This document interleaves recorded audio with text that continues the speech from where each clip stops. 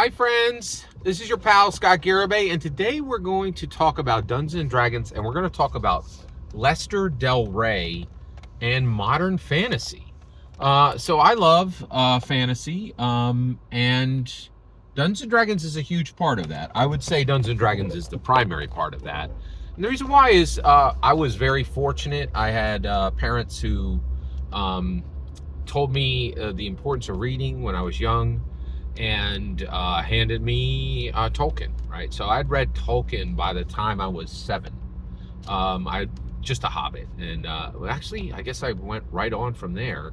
Started reading. I was reading The Lord of the Rings by the time I was 8, 9, 10, right? Some of my fondest memories, I think they're burned into my brain. I remember sitting in Racine, Wisconsin, on a stepladder, right?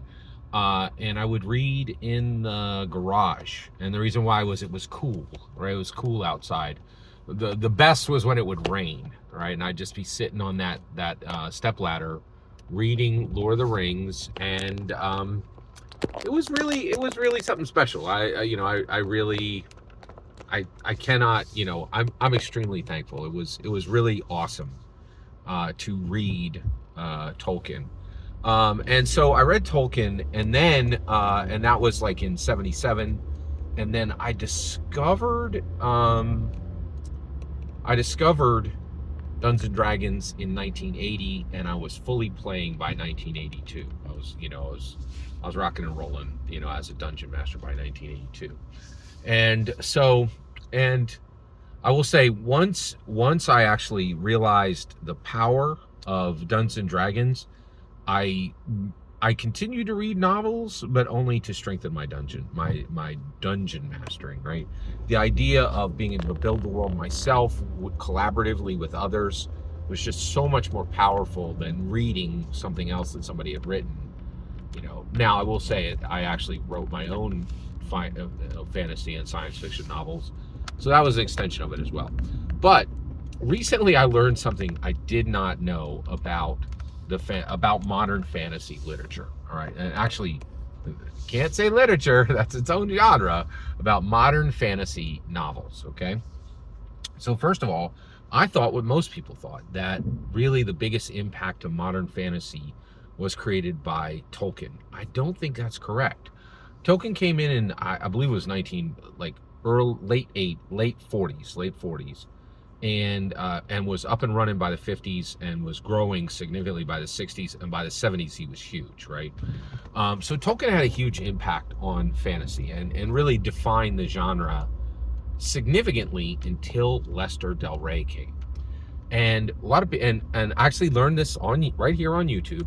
There's this lady, and you know what? I'll try to find her video, but I'm not going to promise it. I hate promise. I don't under promise, over deliver. And so hopefully I'll be able to find the original video and let you know. This lady, she's really fascinating. I've listened to her a few times now. She's super brilliant, and all she does is complain about fantasy novels. She and offers no solutions, right? She is actually, I really dislike this kind of content creator, people who complain and don't give, and you're like, okay, that's a nice list of complaints, what's the solution, right? And then at least, it's not enough to complain, you got to put up your own, you got to put up a solution, right? So and she does not do this, right? So, but the reason why I listen to her is I have a sweet spot for listening to smart people. She's wicked smart. She's just like super smart lady, great vocabulary, great points, but really a big complainer. I wish she brought more to the table, as far as I wish she just kind of offered some fixes, and I don't think she does that enough. But she brought out, I could not believe it, she broke it down, and she said the real impact. And her point was that, all fantasy sucks today. I don't agree with that. I think there's amazing fantasy right now. Have you even read Joe Abercrombie? All right, next, right? And I think he's just as good as Tolkien ever was. He's pretty amazing. There's some awesome fantasy out there. The idea that all fantasy today sucks is completely wrong. But she broke it down, and she said, hey, what you're really looking at, the state of fantasy today, really relies on. The reason we have the state of fantasy today is because of Lester Del Rey.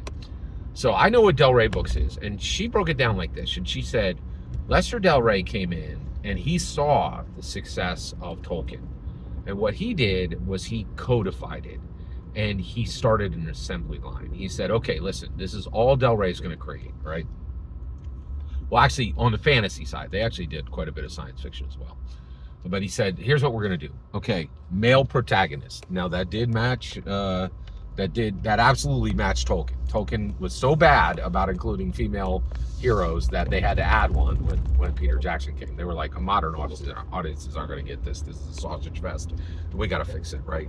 So they did, right? And I actually think the additions from Peter Jackson were excellent, and I think they were very needed, right?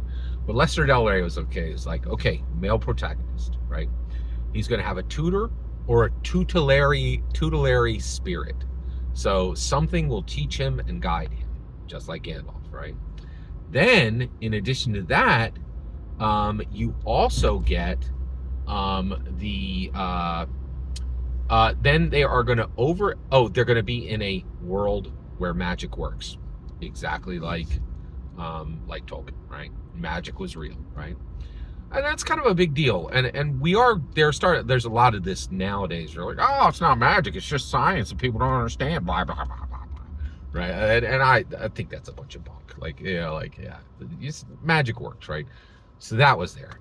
And then they are going to overcome an evil force, and that evil force is almost always going to have... It's going to be based in technology. That's very interesting. I had not thought about that. That most fantasy is like, boo, technology, right? Because I'm a pretty pro tech guy. I really love tech, right?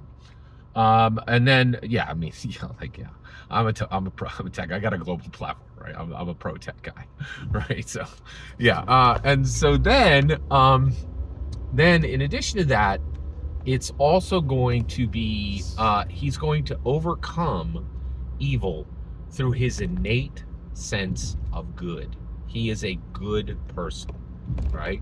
And so this lady just defined it and said, Lester Del Rey, Tolkien did this 4 times in 4 books. Del Rey did this in 400 books, right? And made it so that there was a conveyor belt of this stuff to come out, right? And that if you liked Tolkien, you would get more all the time. Now, what's interesting is she said this in a dismissive way. One thing that really blows my mind is, man, oh man, I wish there was a Lester Del Rey of Harry Potter. I really want more Harry Potter, and I've not seen anything that delivers that Harry Potter energy the way that she did. And so if there was a Lester Del Rey of Harry Potter, boy, oh boy, would I be reading their books, right? But there isn't a Lester Del Rey of Harry Potter, which is very unfortunate, right? So, but I thought this was really fascinating. And then, I took it in, and of course, immediately my brain processed it to Dungeons & Dragons. So what do we learn from Dungeons & Dragons? And I think the thing to understand about Dungeons & Dragons is I'm constantly trying to understand why the OSR and the indie get their butts kicked so hard, so constantly. And the reality is Dungeons & Dragons literally didn't even have a competitor, right? Until... did not even have a competitor until Daggerheart arrived, right? There really wasn't one. And get this, Dungeons & Dragons doesn't even have a real competitor. It just got an upstart, it literally, its own dog came to bite it and kill it, right?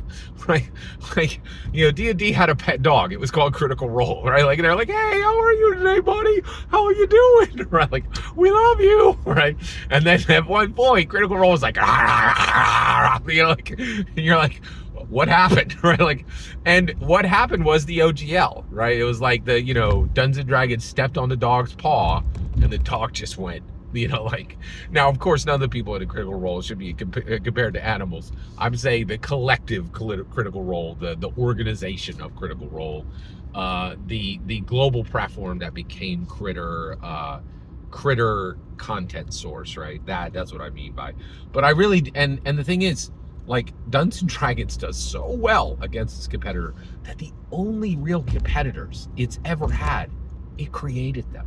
The first one was Pathfinder. right? And the second one was Critical Role.